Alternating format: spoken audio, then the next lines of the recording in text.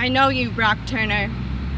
Shining example of the American golden boy. You're the model. White, blonde, blue-eyed Stanford swimmer. They posted your stats like you were already their favorite athlete. White men look at you and see their son with his potential going to waste. Men of color see 3 months when they would have been looking at 20 years. Survivors feel their stitches ripped out every time your face flashes across a screen. You are not just you. You are the oil spill that lives in our stomachs, the spasms in our muscles from too much flinching, the lock in our jaws when we're too scared to speak.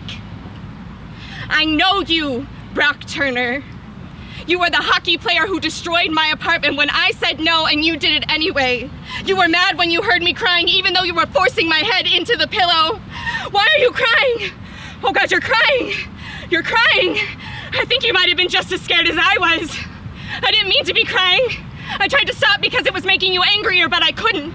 So you stormed downstairs, knocking over everything on the mantle and a chair, sending a frame flying off the wall until finally it was silent. You are the blonde-haired, blue-eyed actor who gave this already drunk girl shots until you were sure I was blacked out. Then you took me outside with your friend, and together you raped me in the dirt. Feet from my cabin and my coworkers, my bosses and my boyfriend. You told the officer you knew I didn't want it, and they told me they were dropping the case.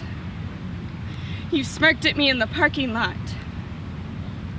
I know you, Brock Turner, because you have been inside me. I have been that girl. Naked in the dirt behind a dumpster. I have watched all 3 of my rapists walk away unscathed. You are not one rapist who got off easy. You are the 97% who never get convicted in the first place. The frat bros who get suspended after graduation because boys will be boys.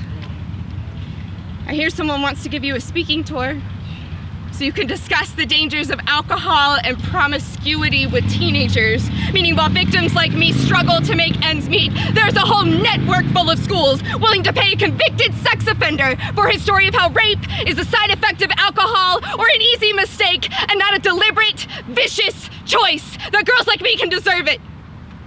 For drinking or what they were wearing or because they went to a party. That is what scares me about you. The fact that you are such a small part of it that will soon be forgotten as America puts another rapist in the White House. This is just another Wednesday.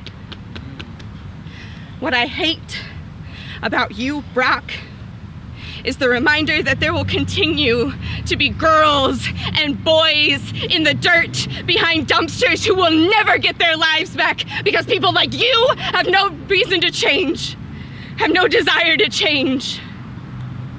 What I hate about you, Brock, is the reminder that it will never be over. Whoa. Woo!